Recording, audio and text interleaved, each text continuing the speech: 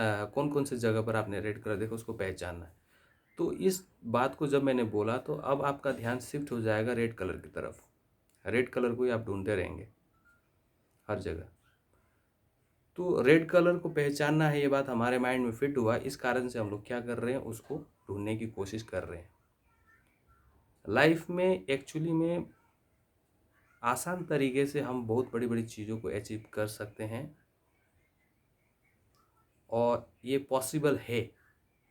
इस बात पर विश्वास होना चाहिए आपको। ये बात अगर पॉसिबल नहीं है तो इसका मतलब ये है कि आप कठिन रास्तों से होते हुए उस मंजिल को, उस लक्ष्य को पाने की कोशिश करेंगे। अगर आपको लगता है your believe is your everything, ठीक है, तो मैं लाइन से नहीं आपको भटकाऊंगा। तो सबसे पहले वापस आ जाइए। There is a will, there is a way. कहने का मतलब ये है कि जहाँ चाह है वहाँ राह है। राह क्यों है? क्योंकि चाहत है। चाहत है आपको एजुकेशन लेने की, आपको अच्छी जगह पढ़ाई करने की, आपको अच्छी नौकरी पाने की, आपको अच्छे व्यक्ति पाने की, आपको अच्छे लोगों से मिलने की। आपके अंदर चाहत है तो राह राह है। चाह है तो राह है। तो राह आपको मिल जाएगी, आपको दिखेगी वो राह। लेकिन चाहत कितना ज़्यादा है उस पर डिपेंड करता है।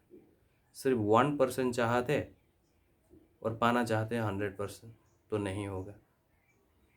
कितना चाहते हैं उस चीज़ को, यानी कि आप अपने लक्ष्य को, आप अपने गोल को, आप अपने ड्रीम को कितना ज़्यादा चाहते हैं।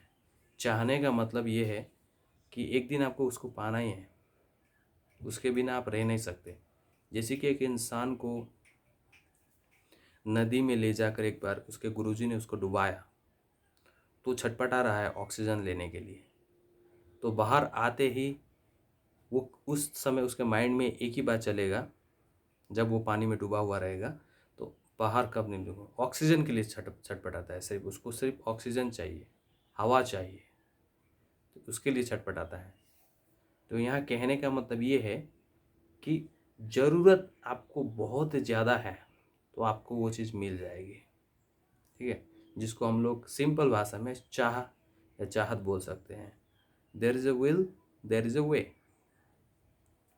अब और एक कोट लेते हैं, उस कोट को मैं इस कोट के साथ जोड़ देता हूँ, वो है necessity is the mother of invention.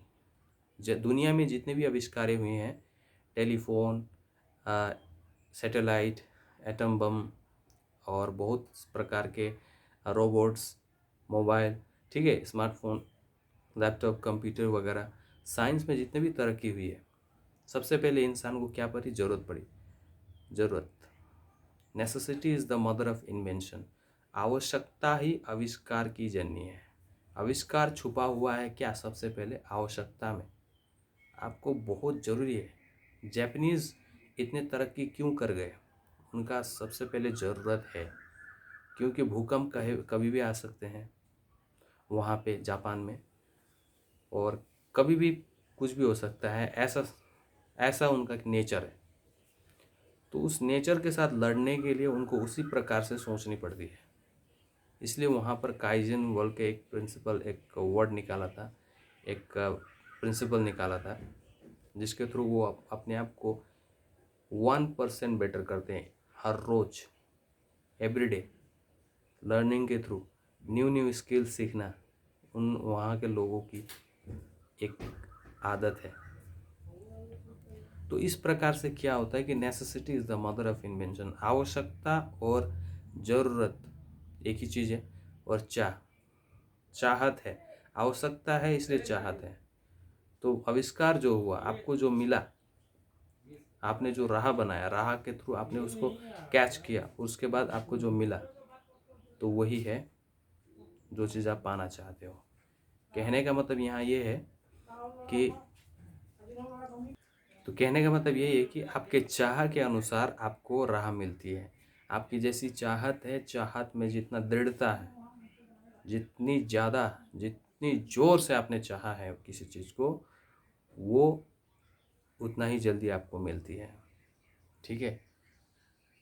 अगर हमें नहीं मिल रही है कोई चीज़, हमने बहुत चाहा है किसी चीज़ को, यानी कि हमें कुछ ना कुछ तरीके प्रोसेस में हैं हमको वो चीज़ मिलेगी, लेकिन हम लोग प्रोसेस में हैं अभी। अभी मतलब रास्ते में ही है, हम लोग को पहुंचना है वहाँ।